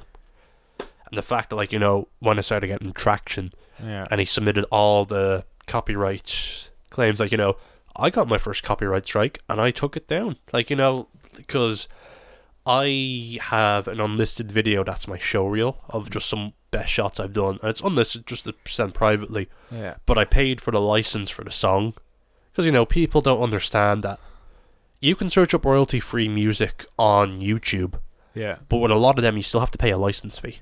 You know, it isn't actually free. You can, like, it's cheap as well. Like, some of them are like €20. Yeah. And pretty much, let me address this, that, you know, I got a copyright strike, like, ooh, I'm excited, I'm about to go, fuck you, YouTube, and submitted it. But it's just, I don't know, it's just the fact that YouTube was fairly quiet about it. Like, they're like, I'm not getting involved. Which, I mean, yeah, they need to fix their copyright system, like, in... The fact that anyone can just DMCA anything. Yeah, and also, once questioned, YouTube isn't the mediator. The mediator is just the person who put the copy strike onto the channel, and just like, what the fuck's that all about then? Like, that makes no sense. Did you hear that PewDiePie can't even play his songs because someone copyright striked them on his behalf, and he was like, that was bullshit. Yeah, because, I mean, it's his fucking... Yeah. It's so dog shit. It's so fucking insane. On his behalf. How can you do that? That's... YouTube needs to just... They have the fucking money. Just make... They actually don't. YouTube runs at a loss. Oh, do they? Yeah, they've been running at a loss since the very beginning, more or less. Oh, okay. Well, still... They pull in enough. Google can, and Google owns them. So... Google could just make like an extra sector and just say, this is just the mediator group now. Because and like, obviously they have to deal with a lot of copyright thing, but that will stop the rampancy anyways. Because if they shut down enough of them, like, they'll just constantly slow them down. Because like I said, I'm planning on producing stuff. It's just right now isn't the best time because Christmas period, I'm working long ass hours, early hours as well. And like, you know, I'm noticing that like the two videos I put the most work into are gaining traction. Like, you know, both of them, one of them's over 800 views and one of them is approaching 500. Nice. And I'm like, oh, I should make something soon. Yeah. But it's just, you know, it's scary that I know one day something is going to happen. Yeah. And I don't know, like, YouTube doesn't encourage the, like, you know, be yourself thing, the you and YouTube anymore. Like, you know, look at animators, for example. Like, holy fuck. They have to be storytime animators. Yeah, just literally. Or do a side gig that's not animation, and once every blue moon they'll release an animation. Like what's a good example for this? Actually, there's not, because a lot of them, once they do the side gig becomes way more successful usually, so they just stop doing the animation part. Like Oni Plays releases an animation like once every 6 years at this point. Yeah, and his most recent one is that he did another collab with Newgrounds to make a new Final Fantasy thing, and that's a hilarious fucking video. But he does Only Plays most of the time. Yeah, because it's what works. Yeah. Because, like, with me, like, I'm too ambitious for my own good, but I also wouldn't want it any other way. Because if I just kept making shorts that I can just piss out, yeah, the enjoyment wouldn't be there. But at the same time, you know, I want some worth for what I make. Because, like, I was just thinking to my head, like, if these views, like, you know, because I know on some websites you can, like, charge people. Yeah. I'm like, if I charge, like, the thing is, people probably wouldn't watch it then. Like if I charge €2 pay-per-view times 800, you know, that's €1,600. Yeah. And that would have covered, like, almost 15 to 20% of the money I've spent on all my equipment on the past 4 years. Yeah. But it's just trying to become an independent, just artist nowadays is so fucking tough. Yeah. Like, it is bittersweet. Like, I have all the equipment, but it's just the time and, like, if I want to make the full productions that I want to make, I need a team of people, and I know people aren't going to work for free, but I don't have the funds to pay people. Yeah. And I don't want to be like, I'll pay an exposure kit, because who the fuck am I?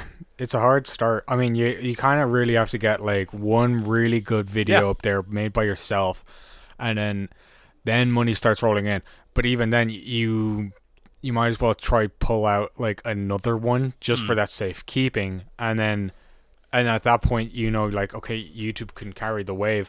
But then, like, I know, like, trying to get into the YouTube game now is like, because, like, you basically have to get extremely lucky with what the next trend will be, because it could be anything at like, that point. I know now for next Halloween I need to make the best horror I can possibly make. Yeah. Or a Minecraft parody. Yeah. That's probably next on the list. Yeah. Because, like, you hear people talk about the YouTube algorithm, but actually seeing it firsthand was such an interesting experience for me. Yeah. Because, like, originally, of course, another promise broken, but, who cares, that I wanted, in August, I made a loose goal to try and make one short per month, and then on the third month, take the month off. But, of course, it didn't happen because life got in the way, blah, blah, blah. Yeah.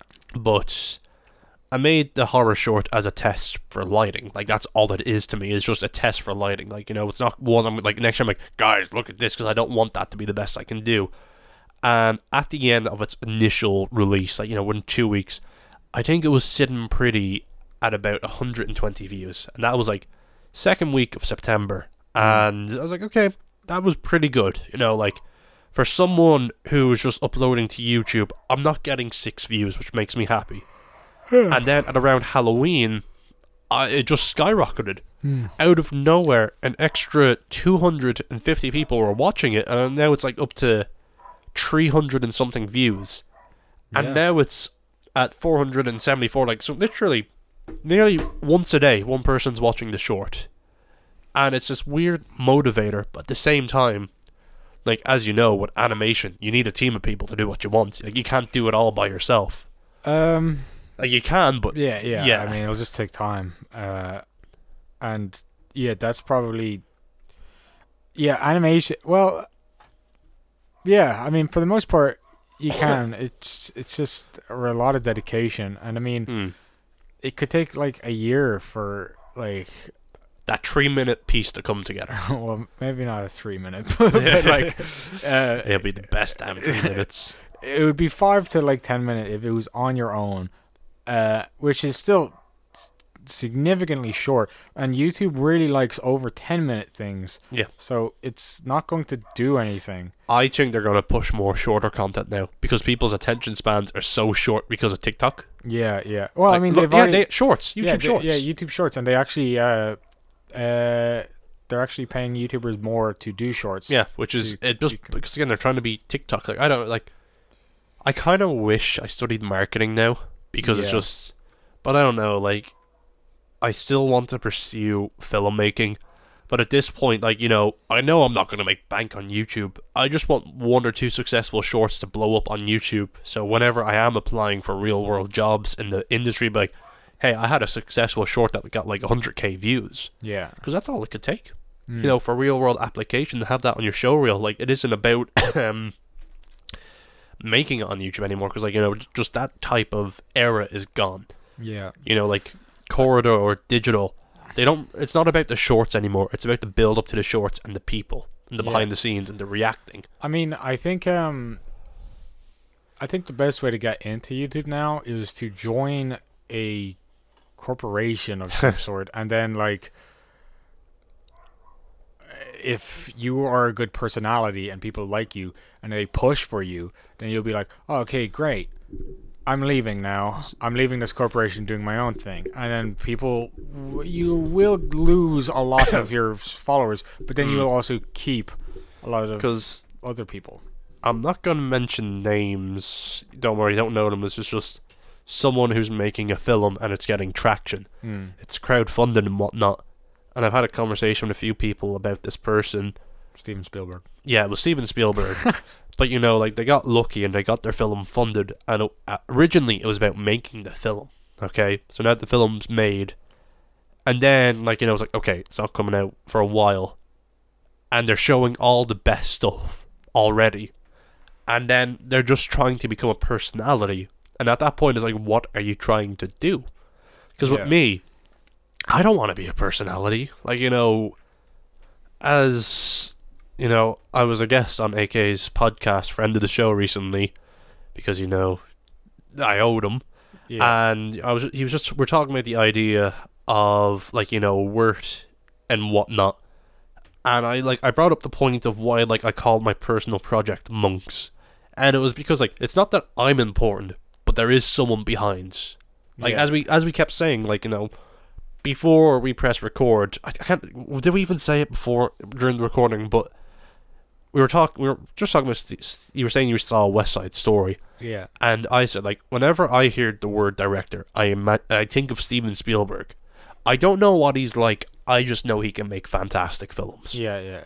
Because, like, whenever I am because I know in the future I'm going to plan to make stuff in front of the camera. It's not going to be about me. It's going to be about reviews, teaching people how to do cameras. But it's weird now that, like, you know, influencer is now the next thing. It's not YouTuber or anything. It's an influencer. Like, what the fuck is an influencer? Somebody who gets paid to do advertisement on, like, TikToks and Instagram and shit. Like, I'll tell you something funny. And also YouTube, but, like... Because Josh got his first celebrity follower.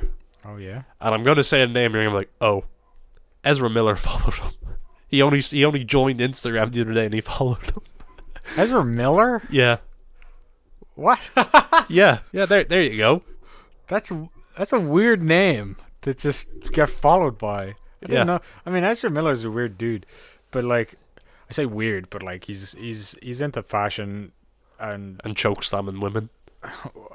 There was a thing about that. I think there's actually was like, I mean, I it was obviously real, but, like, I mean, was I don't know. I genuinely, nothing happened from it. He, like, Justice League still came out. He's still in Fantastic Beasts. Yeah. But anyway, like, you know. Oh yeah, I forgot he's in Fantastic Beasts. Everyone did. Everyone forgot that was a thing. But it's just because again, I hate, and I've fallen into the trap. There's a difference between being a content creator and an artist. Yeah. And, like, you know, I struggle to call myself an artist. Because, again, it sounds so pretentious. But I'm not making content either. Obviously, as we're recording a podcast, like, you know, this podcast is just kind of really for us. Yeah. It'd be cool if one day it blew up. But, you know, it's a place for us to document stuff and then, like, whenever look back on, like, we were fucking idiots. Yeah. Like, I'm trying to quickly think of something on the spot and, like, what I probably have said, and then I'm like, what an idiot. Because, like, you know, I can't at the moment because I'm still me at this present, so I guess I can't. Because, like, I still think the best episode we recorded was the mental health episode. I think that's the best one, yeah. Yeah. I don't know, it was just an interesting one because, like, you know, it was about us opening up in front of each other while it's all being recorded. Yeah. Yeah, I guess it's not a bad episode.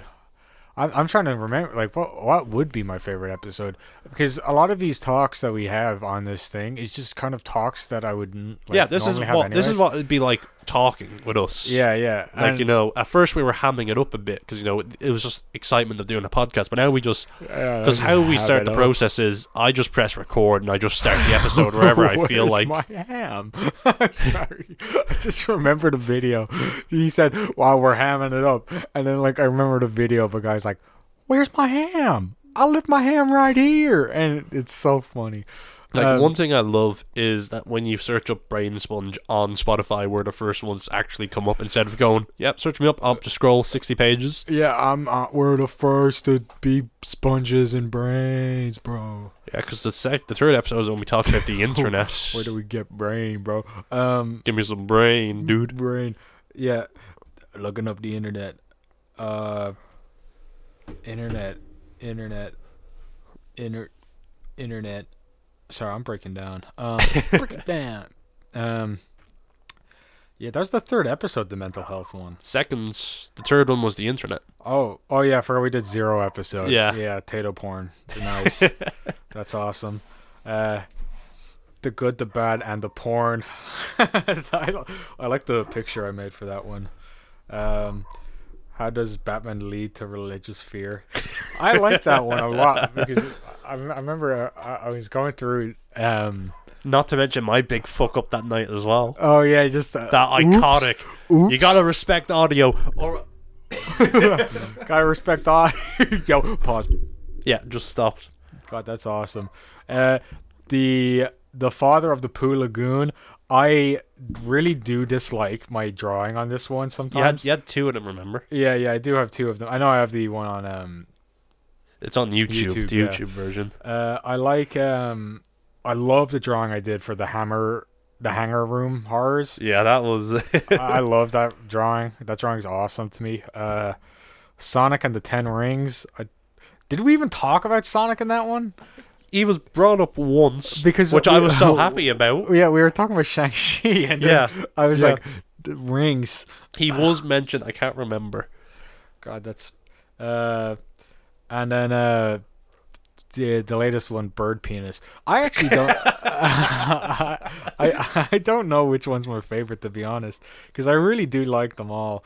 I really do like our first one, what's a creativity, for the fact that I really just like the drawing I did for it. Yeah, like fun fact, that was like you took a picture of yourself, didn't you? Like a weird angle. I took a picture of myself over like as an overhead thing, and I just drew myself without hair, and I was like, this is disgusting looking. I love it. It's perfect. Yeah, and I drew all the I made myself look like a monkey. I mean, I don't actually have the picture that I have of when I. As soon as you're like, that's gone forever. Yeah. I was like, I think it works well though. Because pretty much how we produce the podcast is like I handle all the audio and technical stuff, and Matthew handles the thumbnails. That's literally it, and then we just do the easy part, which is talk. Yeah, that's basically it for the most part. Because as Matthew just loves to talk. I do like to talk. That's kind of what this began with. Yeah. I just like talking, and I was like, if there's some way I can just record most of these, which is kind of nice as well to record most of these, because I forget everything I talk about, and within a week I'll forget what my opinion. Do you know was I'm a podcaster? Yeah, yeah. Because one of the things, because with our little temporary hiatus that kind of was forced upon us, I loved the routine it made. Yeah. Because it gave me an excuse to be like, hey, I made a setup. And because eventually, there's going to be episodes where I'm going to want to do something different, and I might just surprise you with it, Yeah. Like next week, I'll be like, quiz show on Brainsponge, episodes 1 through, where I was like, I listened to all the episodes, I have questions, you got to answer. Where the quiz. Or just other stuff. Yeah. Because I think I'm just going to hightail it out at the end of this year. And then, once Christmas settles. Because, I will say, I do want to try and make one short before the end of the film. Yeah. Just because all the Christmas stuff is out. And Christmas is creepy to me. Like I said, I teased this at the end of AK's episode as well. That, Christmas is creepy to me. And, just like I said, I want to get good at routine and consistency. Yeah. But at the same time, I don't want to do the same thing. Yeah.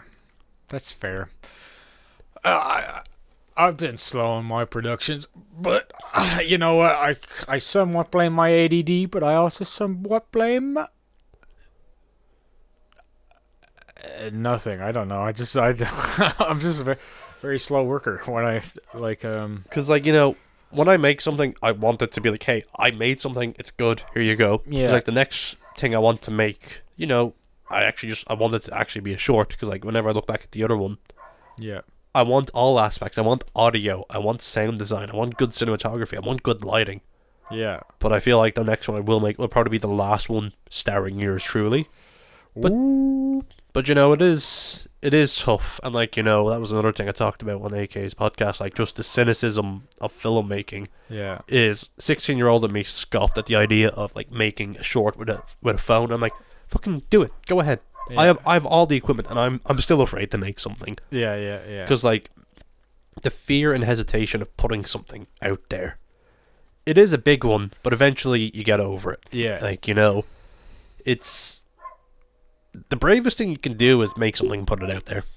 Like as a like an artist. As a porn artist. Technically, pornography is illegal to film in Ireland. That's why everyone does it in Northern Ireland. I'm not gonna lie, man.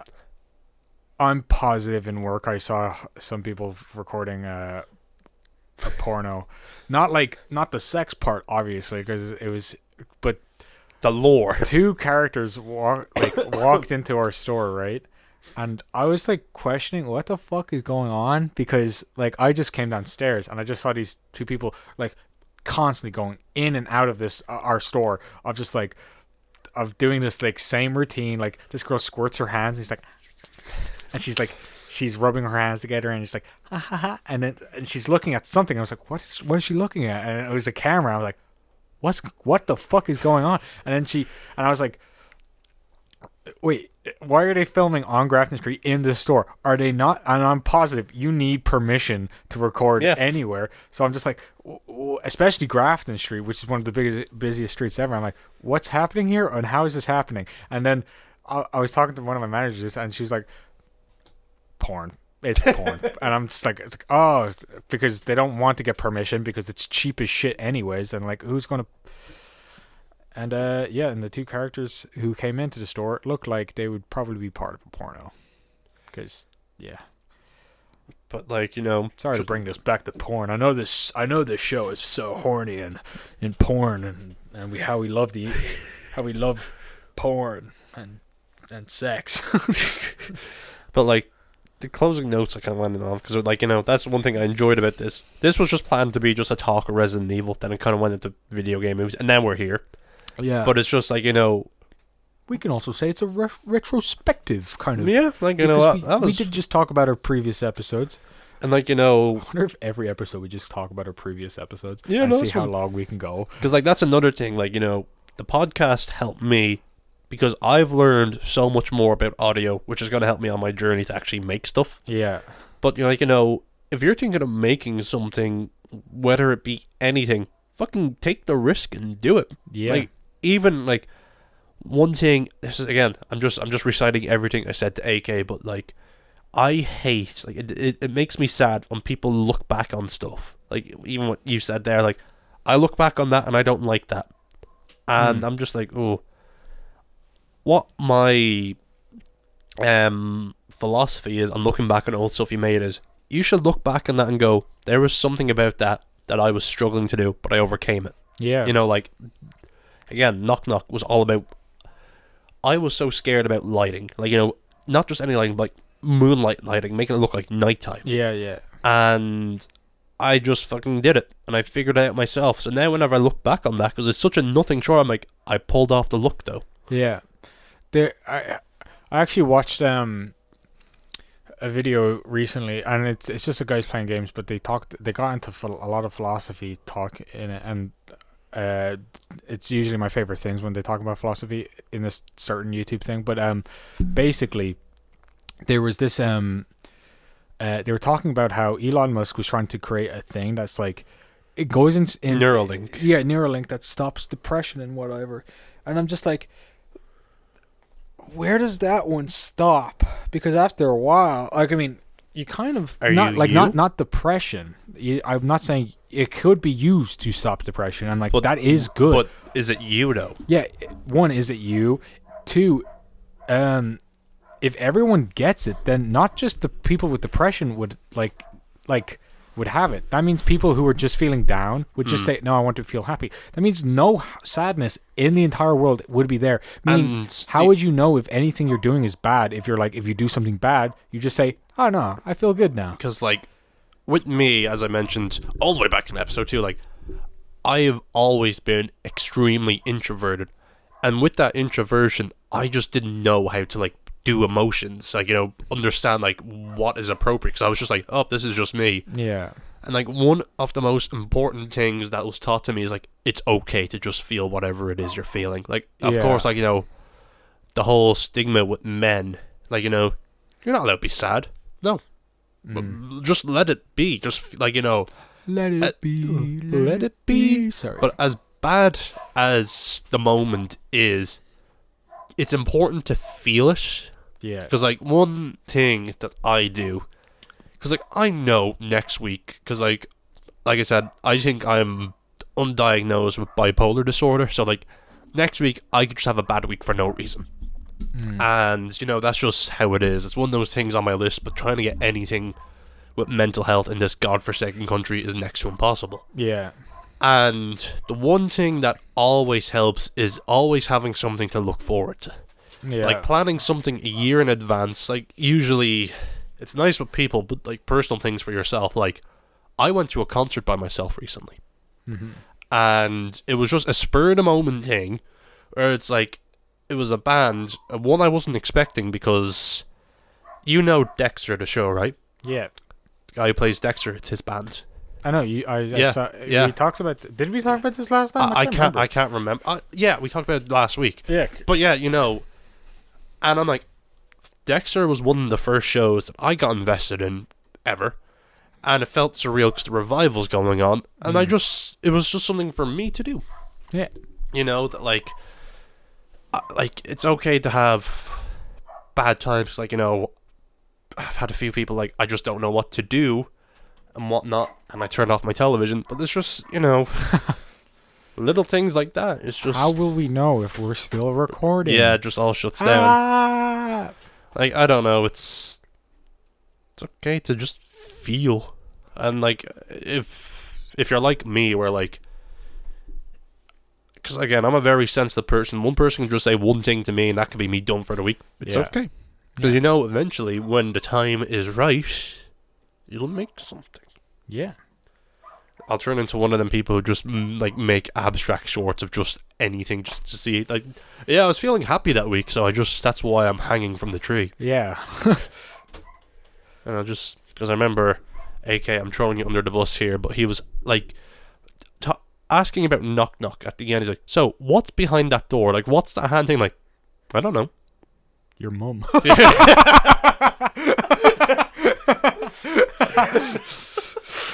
Oh, he's gonna love that one. I'm gonna hear all about that. That's your mum. It's your mum, Harry Boy. Harry Potter. Harry Potter. But, you know, but I said to him, like, would it be scarier if I told you what it was? And he just said, no. I'm like, well then, there you go. It's fucking nothing. Stop looking too hard into it. I just made it short. God damn it. I'm not smarter than I think I am. Yeah. It's like, what you call it? When I when I was in college, I looked over like artworks and stuff through a point of psychology and stuff, which is kind of hard to tell if it's psychology is kind of hard to determine whether it's real science or not real science. In certain aspects, there is. Well, I mean, the brain named everything. Yeah, and there's huge things that is real to psychology, but there's a thing with what's his name, Hergé, the guy who made Tintin. One of his most famous pieces was Tintin in Tibet, which was all snow, meaning everything was primarily white, and that's all it was, which is weird because psychologists would say if you were an artist and if you were to primarily color in white, that is more like a sign of depression or of sadness, of pure whiteness, and not like it's. And during that time, Hergé was. I mean, like, we didn't know this because Hergé was. I think he was in a Nazi concentration camp, but not that took a turn. Not Nazi concentration camp, but he was in a work camp. He was in France, but then France got taken over by the Nazis. So, and they forced him to continue making Tintin comics, but be in support of Nazis. Propaganda. Yeah, propaganda. And then Disney did the exact same, but opposite. Fuck the Nazis. Yeah. But the opposite. I mean, after a while, he didn't want to support the Nazis, so he changed his art, like writing style to be. Now I might be wrong that he actually, because in Tintin in Tibet was during a. I think he actually made it during a point after the war where he was criminally charged in like helping the Nazis, where he was also kind of forced to do everything he was told, or he would be shot and killed, and for the Nazis. So he's like, okay, kind of makes sense why, but also I understand that you're also upset that he did do propaganda for them, but It was against his will. yeah, it was against his will. It was his life or... Yeah, yeah, and he, I mean, in fairness, he still continued to do what he still loved, and I can't judge that part, I guess. And again, he changed the stories to not be propaganda, to be just out there shit. That's why you kind of get Tintin in space and shit, because it was just like It always goes to space. yeah, because he didn't want to talk about the Earth at that point, because it's depressing, and that's not what he wanted to write. And that's why, Marvel movies suck, because they're all...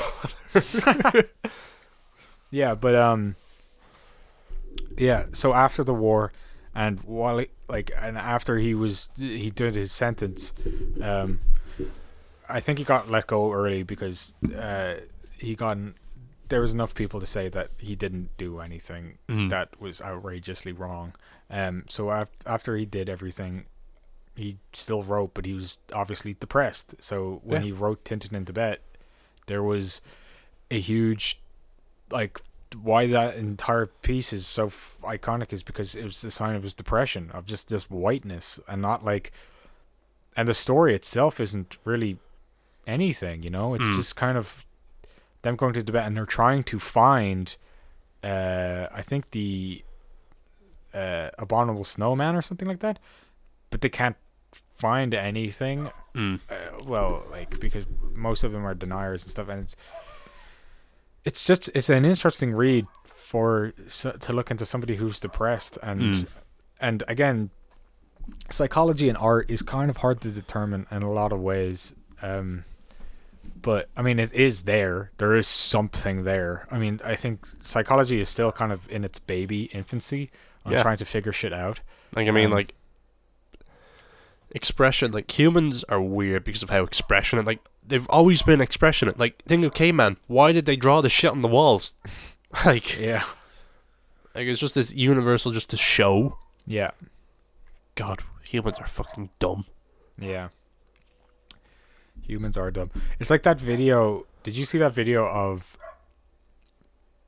I think there was people were drowning, and then there was safety ships coming in to protect them, but then fishermen stopped them from helping them because those people who were coming in, I think, were refugees, and they didn't want refugees, of course, because they were like, oh no, you should stay in your own country. And it's like, they're drowning right there in front of you. It's not, I don't give two shits if your opinion is that they need to stay in their home country. At least bring them in for a few I'm still in favor of, yes, bring them in, because they have nowhere else to fucking go. If they go back, they're going to be killed. Yeah, and there's a reason why they're running. Yeah, and it's insane to me. I'm genuinely afraid to get into an accident in public, because are people going to record it or actually help? That is a huge thing. I mean, of course, there's times where you can now get criminally charged for recording somebody and not doing anything. I think you can, if your family feels like that is you didn't save. There's a huge debate, because it's the same thing of the trolley problem, right? Where the train. Oh, one person versus 5. What's worse? But it's not what's worse. It's the fact that the train is going to hit 5 people, but if you turn, it'll hit one. If you change, you're going to hit one, but you're also the cause of that one. You just let life happen, or and it's what's at what point is good? And with people recording it, again, when people record things, it's sometimes good. It's sometimes on the benefit of people, because especially with cops. But it's insane. People are weird, and I find them super fascinating. I still can't believe some people think that the death penalty is good. I do think there's a lot of things that people need to understand, that people can change, and and our jail system is shit. Yeah. Most jail systems are shit. Most systems are shit. Yeah, because Like, I mean, I think Sweden's got Sweden. It's one of those Norwegian countries, anyways, where if you go to prison, it's more like a yeah, rehabilitation. they actually give you education and give you this. They treat you like a human being. Yeah, and they have the lowest like reoffensives. Now there's also multiple things to this, like on why crime is a thing. It's because their Sometimes government, it's desperation. Yeah, one thing, their government has abandoned these people for the most part, and are supporting rich companies because they either have a hand in it, or they're also getting a large amount of beneficial funds for their campaigns in like politics and stuff like that. And I think that's an awful thing, for the fact that, like, one, you're not being representative of the people anymore. You're being a representation of big ass fucking companies that don't fucking give two shits for humans. Apparently, there was somewhere in the world an Amazon fulfillment center collapsed, but the workers weren't allowed to leave. A collapse. Yeah, Like it the collapsed. building was collapsing. Yeah, And they weren't allowed to leave. yeah. They were told that they weren't allowed to leave. The fuck? That's fucked. And again, there's poverty is another thing that causes crime as well. I dislike people who look at other people and think they're worthless. Like we have a horrible homelessness crisis here, and it's depressing to see that, one, none of the governments are doing anything. No, they'd And rather spend like 17 million on the Greyhound racing. Yeah, and the amount of the amount of fucking houses, or not even houses, sorry, buildings that are not being used is insanely high. And not to mention that every single most government officials that are running the country are multi-millionaires. They don't represent us. Yeah, they're nowhere near. And not to mention they're also buying up all the building sites and building houses, and that they're renting out at extortionate prices, so it goes into their pocket. Yeah, it's so... They're looking out for the rentors and not the rentees. Like, you know, people who have to pay rents, they don't give a fuck about. Like, what if the people who own two houses have to sell one? I mean, I'm a huge fan of social housing, and like we should. I think what we should do is what's that famous Venezuela? Venezuela is American, or somewhere in the Americas, isn't it? Venezuela's in South America. Okay, yeah, no, and that's not the place I'm thinking of. I'm thinking of. Fuck, it's anyways, one of these European countries that has social housing, but it's also in their law that housing is a right. Yeah, you know, do you know this place then? I don't know where it is, but I heard that, because like I know in Ireland, yeah, if you're a female and you get pregnant, yeah, you're jumped to the top of the list to get a social house. Yeah. You know, and it's just like, why can't it be that easy for like families and whatnot? I think it is for families. If you have a kid, you're still very high. Yeah. The problem is, though, when we're treating people, we don't have enough houses because they're building new houses over like things that like don't need to be new. We need these old buildings that can still be like just destroyed. Unlike the UK, yeah, you're in Ireland. It's only Dublin. You have all these little towns, but there's nothing in them. Like, you know, you got so many cities in the UK. You got Manchester and Liverpool. You got Sheffield. You got Yorkshire. You got so many. They have their own homelessness crisis, I think, as well. But like, you know, just to compare, like, you know, these are big cities that have lots of jobs in them. Like, of course, the population of England is like 30, 40. I don't know the population. Like, Ireland's only 5 million or 6 million. Yeah. But it's just Dublin. Everything's here. Yeah. Whereas, like, you know. But it's just like one other system. You got some shit in probably Cork, but like apart from that, you got everyone here. And like, you know, Aldi is showing why college isn't working anymore, because they're boosting up their starting pay to like $12.90.